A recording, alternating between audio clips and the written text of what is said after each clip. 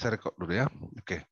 Jadi bahan kuliah kita adalah perubahan struktur kromosom melalui dua mekanisme, perubahan jumlah bahan kromosom dan perubahan susunan bahan kromosom.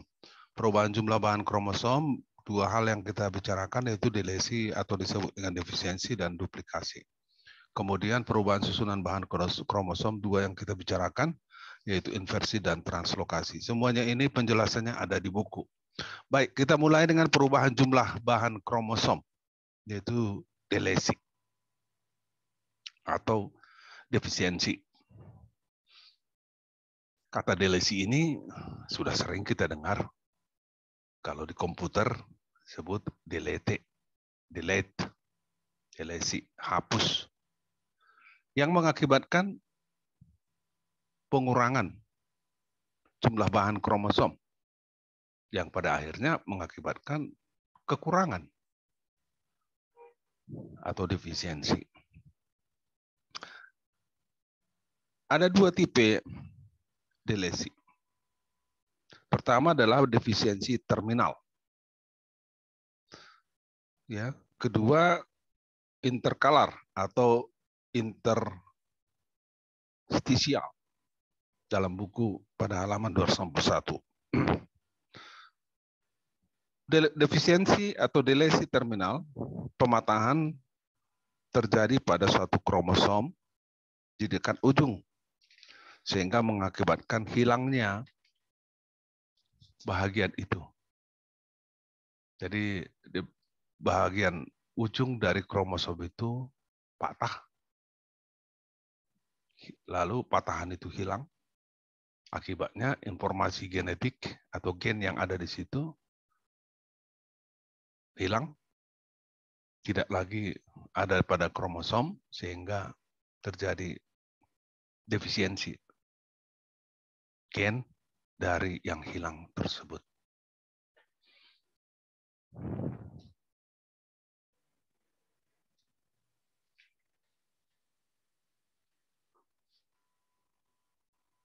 Peristiwa ini bisa terjadi pada sel somatik atau sel tubuh. Bisa juga terjadi pada sel embrio. Nah, tentu konsekuensi genetiknya berbeda. Kalau delesi itu terjadi pada sel somatik, sel tubuh, misalnya sel batang, sel daun, tidak akan berakibat apa-apa pada turunannya karena tanaman itu misalnya diperbanyak dengan biji. Bahkan pada tanaman itu pun tidak terjadi perubahan apa-apa. Hanya mungkin pada sel itu terjadi kerusakan. Tapi kalau itu terjadi pada embrio, kemudian embrio ini berkembang menjadi biji, lalu biji itu ditanam, nah akan terjadi konsekuensi. Baik pada dirinya secara tubuh tanaman itu, maupun nanti pada turunannya. Karena ada gen yang hilang.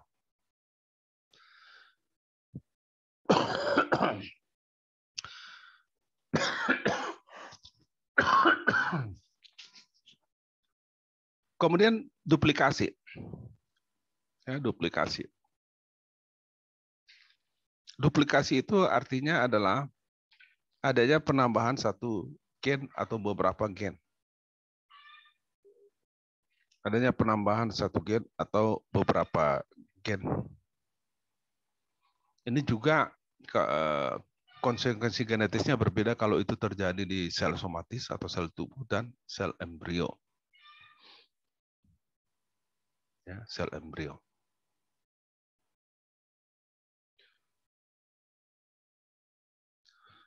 Coba lihat pada halaman 266. Pada halaman 266 digambarkan di situ bagaimana terjadinya duplikasi. Lihat gambar yang paling bawah.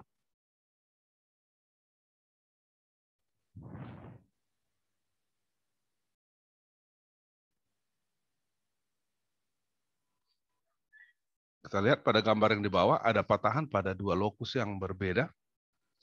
kemudian terjadi perpindahan, ya, penyambungan pada kromosom yang pertama. Lihat pada kromosom yang pertama itu gennya A, B, C, D, lalu menjadi bertambah D. CD di antara C dan D besar itu bertambah C. Lihat foto gambar yang sebelah kanan, notasi yang sebelah kanan. Jadi lihat A, B, C, C, D. Jadi gen C bertambah dari sebelumnya 1 menjadi 2.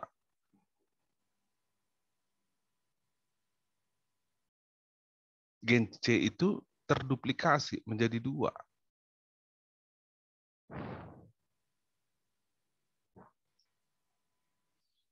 Nah, perubahan ini akan mengakibatkan pengaruh sitologis, pengaruh genetik yang mungkin tidak akan kita bicarakan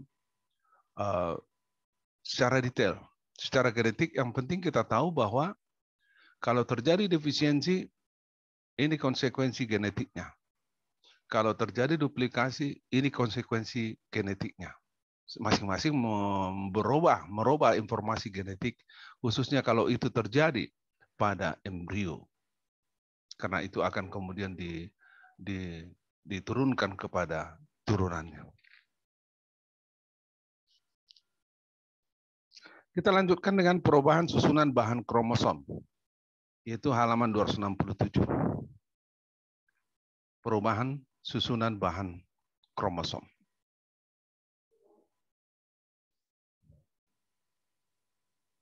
Susunan dari bahan itu yang berubah. Kalau yang pertama tadi, jumlah dari bahan itu yang berubah. Jumlahnya berkurang, disebut delesi. Jumlahnya bertambah, disebut duplikasi. Kalau yang ini, susunan bahan itu yang berubah. Susunannya yang berubah. Yang pertama, melalui peristiwa inversi atau disebut juga pembalikan. Pembalikan.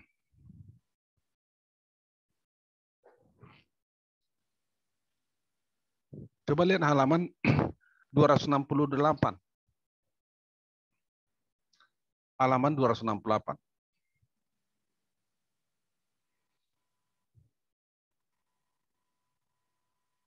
Lihat bagan itu.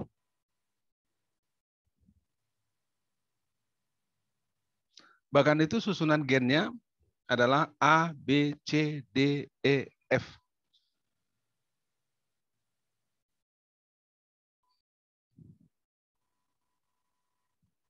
Susunannya teratur seperti itu kita asumsikan. A, B, C, D, E, F.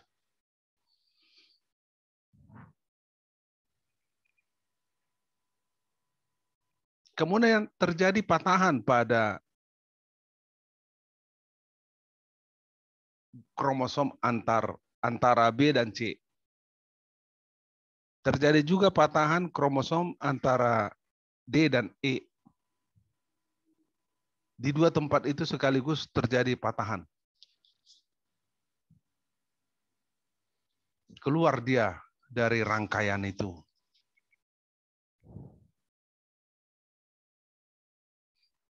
Tapi menyambung lagi dengan cara yang berubah susunannya.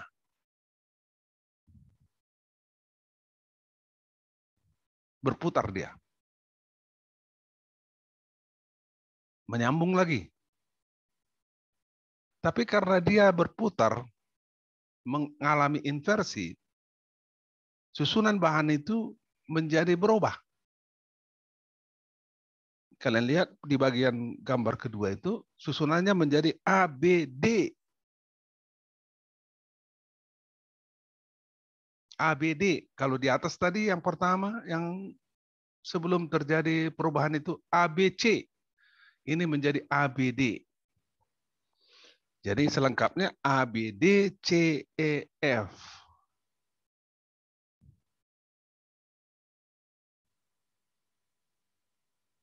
Peristiwa inilah yang disebut dengan peristiwa inversi. Pembalikan. Ada konsekuensi sitologis, ada konsekuensi genetis. Bagi kita yang penting adalah bahwa akibat ada konsekuensi genetisnya. Bahwa akibat dari pembalikan itu, maka informasi genetik berubah. Dan kalau itu diturunkan, akan membentuk genotipe baru. Di halaman selanjutnya dijelaskan itu akibat dari inversi pada gamet, ya, pada gamet. Halaman 271. Intinya adalah informasi genetik yang diturunkannya menjadi berbeda dibandingkan sebelum terjadinya inversi tersebut.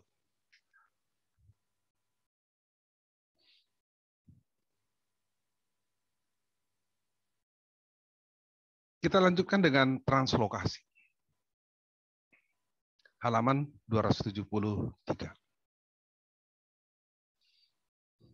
Halaman 273. Ada 3 tipe translokasi. Kalau sederhananya sebenarnya pengertian translokasi itu pindah.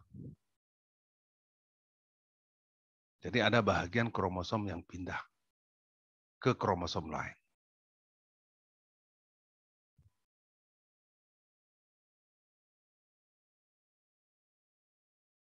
Tipe yang pertama adalah translokasi tunggal.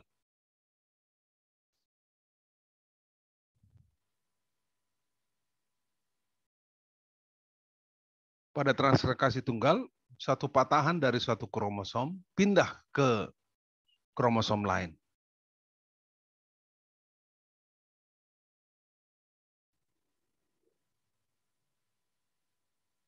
Pada gambar halaman 273 itu, misalnya patahan itu terjadi antara B dan B dan C. Patah dia di situ.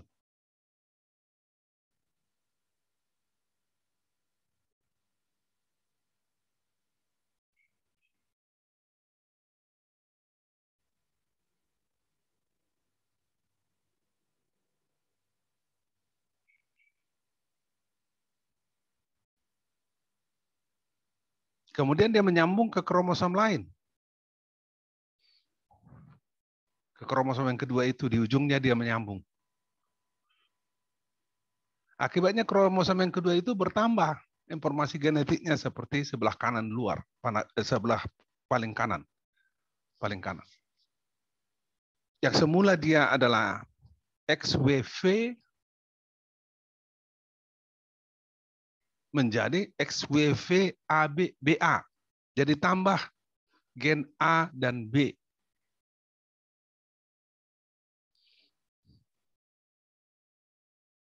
Bagaimana dengan kromosom yang pertama itu? Dia tidak menerima apa-apa. Jadi kejadian ini tunggal. Artinya dari satu kromosom ke kromosom lain pindah bagian kromosom yang patah itu. Tentu kromosom yang pertama itu yang kehilangan bagian kromosom itu akan menjadi kekurangan AB, gen A dan B. Maka dia menjadi CDE di tengah sebelah kanan.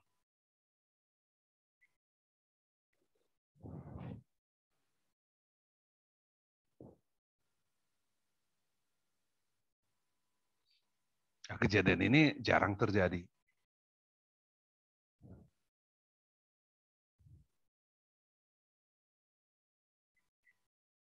Yang kedua adalah perpindahan.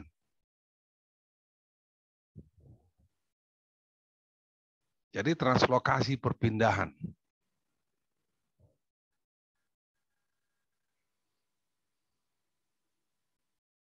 Jadi pertama tadi translokasi tunggal, yang kedua ini translokasi perpindahan. Coba lihat pada kromosom yang pertama sebelah kiri itu kromosom awalnya A, B, C, D, E, lalu terjadi patahan antara A dan B dan antara C dan D.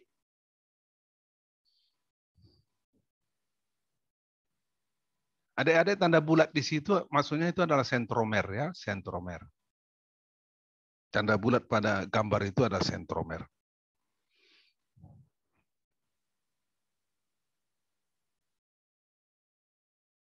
Lalu pada kromosom yang kedua juga terjadi patahan, yaitu antara V dan W.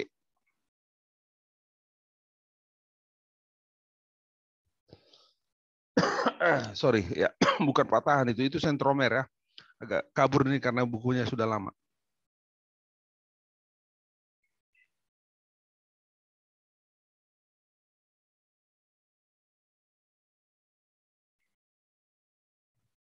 Patahan itu terjadi pada antara W dan X.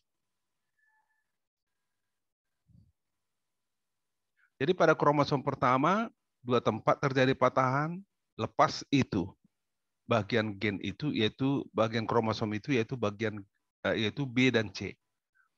Pada kromosom yang kedua terdapat patahan antara W dan X.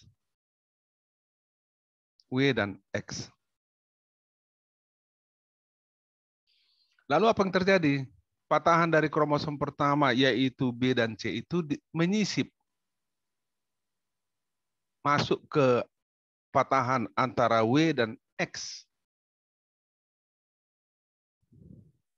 Akibatnya kromosom yang kedua itu memiliki gen B dan C. Sehingga menjadi, coba lihat, VWBCX.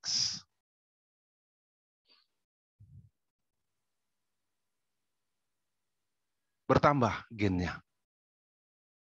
Sementara kromosom yang pertama tadi, yang terjadi patahan pada antara A dan B dan C dan D, kromosom A itu menyatu kembali ke gen A itu menyatu kembali ke kromosomnya sehingga tersisa adalah ADE.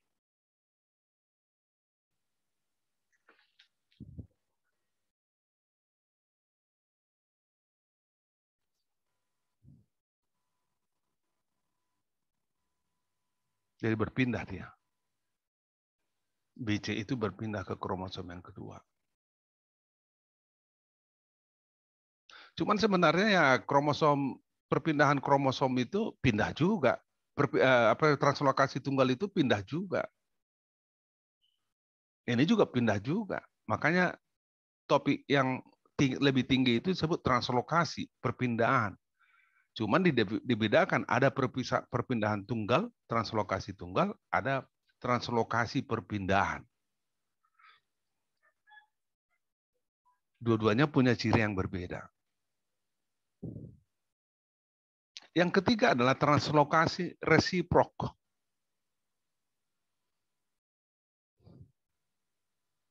Translokasi resiprok. Interchange. Saling bertukar. Resiprok atau interchange itu artinya saling bertukar. Jadi ada dua kromosom yang saling menukarkan bagian kromosomnya. Kromosom pertama memberi ke kromosom kedua memberi ke kromosom pertama. Saling memberi, saling bertukar. Coba lihat pada gambar halaman 274 itu. Pada kromosom yang pertama terjadi patahan antara B dan C. Pada kromosom yang kedua terjadi patahan antara V dan W.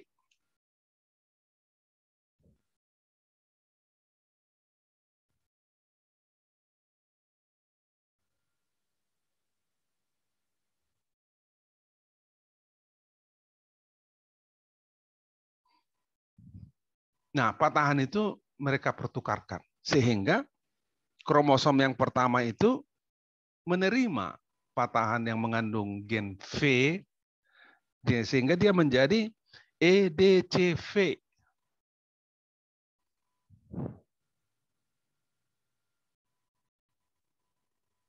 Dan kromosom kedua menerima patahan dari kromosom yang pertama itu sehingga dia menjadi XWBA. Atau kalau kita baca dari atas menjadi ABWX.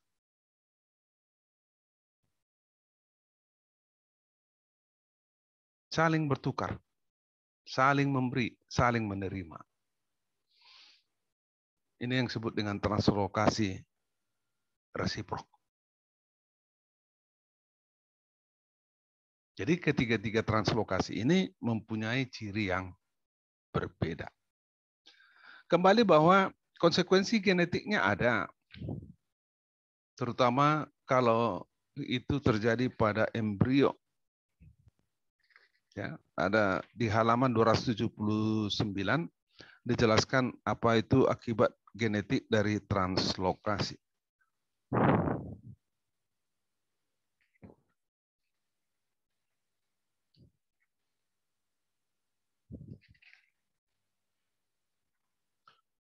Nah, bagi pemulia tanaman, nanti kalian akan mengikuti mata kuliah pemulihan tanaman pada semester 7 kalau nggak lupa saya. Ada kegunaan dari peristiwa translokasi ini. Ya, kegunaannya sederhana, yaitu terciptanya genotipe baru, susunan genetik baru, dan ini menjadi sumber bahan untuk diseleksi atau dipersilangkan, diperkawinkan, sehingga menghasilkan turunan-turunan baru yang diharapkan lebih baik. Itu aja sederhananya. Oke. Baik, adik-adik sekalian, waktu sudah mau habis ini. Saya sarankan kalian untuk standby nanti ya. Jadi tetap ujian kita UTS lisan itu kita laksanakan. Target mata kuliah kita hari ini selesai ya. Selesai artinya tercapai ya. Kontrak kita tercapai. Nah, saya akan segera akhiri dan kalian saya harapkan bersiap-siap untuk nanti UTS lisan pada jam 11. Nah, kalau nanti UTS lisan itu tidak cukup waktunya, maka kan kita lanjutkan nanti malam. Karena dalam minggu ini saya harus masukkan nilai ke fakultas dan ke siswo. Nggak ada cara lain bagi kita untuk tidak menyelesaikannya hari ini. Demikian juga untuk mata kuliah perancangan percobaan tadi pagi harus diselesaikan hari ini. Untuk statistika AGB harus selesai besok sampai Rabu dan statistika AET THP juga harus kita selesaikan paling lambat hari Rabu. Jadi kalian siap-siap. Pertanyaannya sesederhana, kalian siap-siap. Saya hanya mau melihat kalian kuasai atau tidak gitu ya. Nggak lari dari materi kuliah kita. Baik, ada pertanyaan adik-adik sekalian sebelum saya tutup? Baik, terima kasih. Selamat siang. Sampai bertemu kembali. Tapi saya akan absensi dulu. Tolong hidupkan video masing-masing.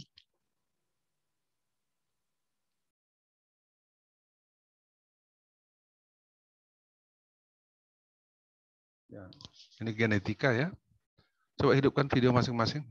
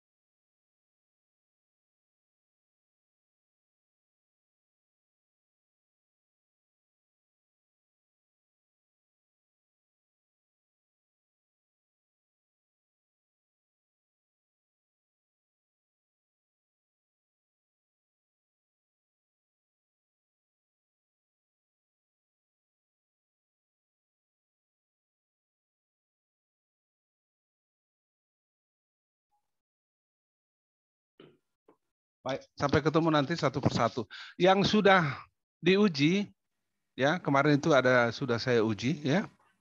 Entah beberapa orang itu tidak usah ikut lagi ngantri ya. Untuk nanti siang yang sudah diuji tidak usah ikut lagi ngantri nanti siang jam 11. Oke. Selamat pagi.